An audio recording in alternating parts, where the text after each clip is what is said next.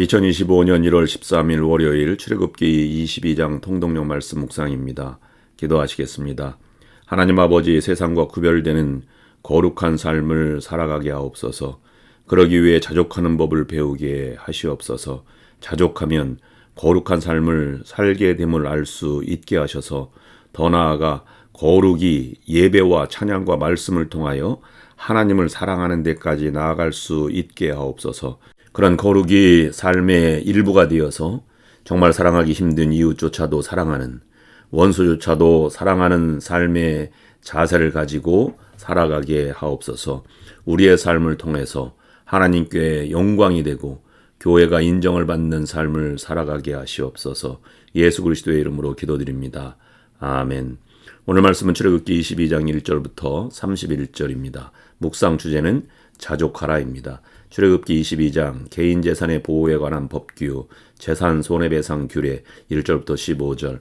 1절 사람이 소나 양을 도둑질하여 잡거나 팔면 그는 소 한 마리에 소 5마리로 갚고 양 한 마리에 양 4마리로 갚을지니라. 2절 도둑이 뚫고 들어오는 것을 보고 그를 쳐 죽이면 피 흘린 죄가 없으나. 3절 해 돋은 후에는 피 흘린 죄가 있으리라. 도둑은 반드시 배상할 것이나 배상할 것이 없으면 그 몸을 팔아 그 도둑질한 것을 배상할 것이요. 4절 도둑질한 것이 살아 그의 손에 있으면 소나 낙이나 양을 막론하고 갑절을 배상할지니라. 5절 사람이 밭에서나 포도원에서 짐승을 먹이다가 자기의 짐승을 놓아 남의 밭에서 먹게 하면 자기 밭에 가장 좋은 것과 자기 포도원에 가장 좋은 것으로 배상할지니라. 6절 불이 나서 가시나무에 댕겨 낫갈이나 거두지 못한 곡식이나 밭을 태우면 불 놓은 자가 반드시 배상할지니라. 7절 사람이 돈이나 물품을 이웃에게 맡겨 지키게 하였다가 그 이웃집에서 도둑을 맞았는데 그 도둑이 잡히면 갑절을 배상할 것이요. 8절 도둑이 잡히지 아니하면 그 집 주인이 재판장 앞에 가서 자기가 그 이웃의 물품에 손댄 여부의 조사를 받을 것이며. 9절 어떤 잃은 물건 즉 소나 낙이나 양이나 의복이나 또 다른 잃은 물건에 대하여 어떤 사람이 이르기를 이것이 그것이라 하면 양편이 재판장 앞에 나아갈 것이요. 재판장이 죄 있다고 하는 자가 그 상대편에게 갑절을 배상할지니라. 10절 사람이 낙이나 소나 양이나 다른 짐승을 이웃에게 맡겨 지키게 하였다가 죽거나 상하거나 끌려가도 본 사람이 없으면.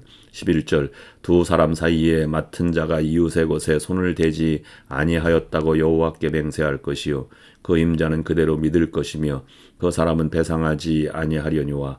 12절 만일 자기에게 도둑 맞았으면 그 임자에게 배상할 것이며. 13절 만일 찢겼으면 그것을 가져다가 증언할 것이요 그 찢긴 것에 대하여 배상하지 아니할지니라. 14절 만일 이웃에게 빌려온 것이 그 임자가 함께 있지 아니할 때에 상하거나 죽으면 반드시 배상하려니와. 15절 그 임자가 그것과 함께 있었으면 배상하지 아니할지니라.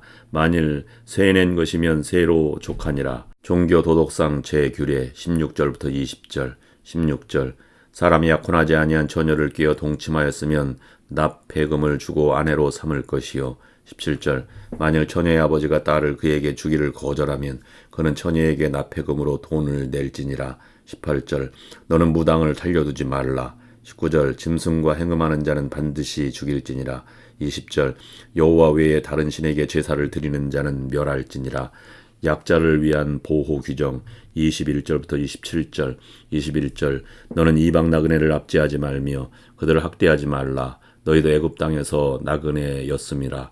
22절 너는 과부나 고아를 해롭게 하지 말라. 23절 내가 만일 그들을 해롭게 함으로 그들이 내게 부르짖으면 내가 반드시 그 부르짖음을 들으리라. 24절 나의 노가 맹렬함으로 내가 칼로 너희를 죽이리니 너희 아내는 과부가 되고 너희 자녀는 고아가 되리라. 25절 내가 만일 너와 함께한 내 백성 중에서 가난한 자에게 돈을 꾸어주면 너는 그에게 채권자 같이 하지 말며 이자를 받지 말 것이며. 26절 내가 만일 이웃의 옷을 전당 잡거든 해가 지기 전에 그에게 돌려보내라. 27절 그것이 유일한 옷이라 그것이 그의 알몸을 가릴 옷인즉 그가 무엇을 입고 자겠느냐. 그가 내게 부르짖으면 내가 들으리니 나는 자비로운 자임이니라. 하나님의 주권을 인정하는 규례들 28절부터 31절 28절 너는 재판장을 모독하지 말며 백성의 지도자를 저주하지 말지니라 29절 너는 내가 추수한 것과 내가 짜낸 즙을 바치기를 더디하지 말지며 내 처음 난 아들들을 내게 줄지며 30절 내 소와 양도 그와 같이 하되 이래 동안 어미와 함께 있게 하다가 여드레 만에 내게 줄지니라 31절 너희는 내게 거룩한 사람이 될지니 들에서 짐승에게 찢긴 동물의 고기를 먹지 말고 그것을 개에게 던질지니라. 아멘. 출애굽기 21장이 인권과 생명과 재산상의 문제를 취급하고 있다면 22장은 재산상의 손해배상에 관한 율례와 우상과 간음 등의 종교 도덕적인 범죄에 관한 율례를 다루고 있습니다. 출애굽기 21장 23절부터 25절에 동해복수법이 신체상해에 따른 법이 있다면 출애굽기 22장 1절부터 15절은 금전적 손실에 대한 보상법입니다. 1절부터 4절은 절도에 관한 법이고 5절 6절은 실수나 부주의로 발생한 손해에 관한 법이며 7절부터 13절은 위탁물에 손상이 가해졌을 때의 책임 소재에 관한 법이고 14, 15절은 차용해온 사물이 피해를 입었을 때의 배상에 관한 법률입니다. 이들 손해배상법은 대개가 벌금형으로 처리되고 있습니다. 재산상의 손해배상 율례는 도덕질하지 말라는 제8계명에 관한 내용입니다. 반드시 배상해야 될 경우와 배상하지 않아도 될 경우가 상황과 동기에 따라 세분되어 있습니다. 이것을 통해서 우리는 우리가 믿는 하나님이 정의로운 분이면서 동시에 행동 결과에 따라서만 판단하시고 외모만 보시는 고지식하고 편협한 분이 아니라 인간의 내면의 동기를 깊이 이해하시고 각각의 상황을 정확하게 파악하시는 중심을 보시는 하나님이심을 알 수 있습니다. 또 이웃의 재산에 탐욕을 품는 자는 오히려 더 많은 재산상의 손해를 입게 된다는 교훈도 주고 있습니다. 이들 계명들은 하나님의 공의에 따라 제정된 것으로서 사회 안녕과 질서를 위한 것입니다. 하나님의 백성들이 살림의 일인 인격과 재산을 피차 존중하고 죽임의 일인 불신과 파괴를 배격함으로써 하나님의 나라를 만들어가기 위한 법입니다. 이처럼 하나님이 제정하신 법은 인간을 법의 노예로 만들어 통제하고 괴롭히는 수단이 아니라 인간을 더 나은 환경과 삶으로 이끌기 위한 것입니다. 출애굽기 22장 16절부터 20절은 육체의 순결과 영혼의 순결을 동시에 강조하는 하나님의 뜻이 담겨 있습니다. 하나님은 육체는 악한 것이고 영혼은 선한 것이라는 이원론적인 생각과 그에 따른 영혼과 육체가 이원화된 종교 생활을 기뻐하지 않습니다. 하나님은 영혼과 그 영혼을 담는 그릇인 육체의 순결을 기뻐하십니다. 이런 하나님의 정신에서 주어진 법이 16절부터 20절의 말씀입니다. 16, 17절은 혼인을 빙자한 간음에 관한 법이며 18절부터 20절은 무당과 수간과 우상 숭배에 관한 법입니다. 이 법은 간음하지 말라는 제7계명에 관한 내용입니다. 이들 행음에 관한 계명들은 엄격한 명령으로 되어 있는 것이 특징입니다. 그 이유는 그 같은 일들이 하나님의 거룩하심과 창조 질서를 모독한 행위들이기 때문입니다. 또 그 같은 행악들은 공동체 순결을 심각하게 해칠 위험성이 크기 때문입니다. 우리 신앙인들은 영적인 범죄에 대해서는 심각하게 고민하지만 육적인 나태와 허물에 대해서는 자유하거나 은혜로 간과해버리는 경우가 많습니다. 그러나 육적인 허물은 영혼을 좀먹고 병들게 할 뿐만 아니라 자신과 이웃을 심각한 위험에 빠뜨리게 한다는 점에서 매우 경계해야 할 일입니다. 21절부터 27절은 힘없고 가난한 자를 자상하게 돌보시는 사랑의 하나님이 묘사되어 있습니다. 21절은 약자를 보호해야 할 이유, 22절은 그 대상, 23, 24절은 약자를 학대할 때 받을 보응, 25절부터 27절은 가난한 자와의 거래에 있어서 유의할 점을 다루고 있습니다. 이것은 경제, 사회적으로 소외되고 타인의 도움 없이는 살아갈 수 없는 연약하고 외로운 자들에게 하나님께서 특별한 관심과 배려를 보이신 부분입니다.